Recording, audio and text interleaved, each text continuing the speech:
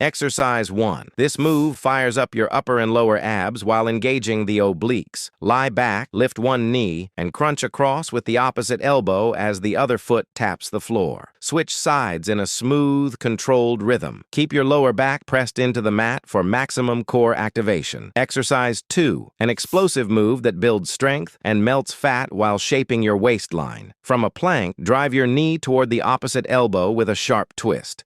Switch legs in quick succession, staying light on your toes. Maintain low hips to keep the burn locked in your core. Exercise 3. A combination drill that demands both power and endurance from your abs. Begin in plank. Jump both feet toward your chest, then back to starting position. Flow straight into fast mountain climbers without losing form. Land softly and stay controlled to maximize results. Exercise 4. Perfect for carving obliques and building rotational core strength. Sit slightly back with feet off the ground, holding a medicine ball at chest level. Twist your torso side to side, tapping the ball to the floor each time. Rotate from your core, not just your arms, to feel the difference.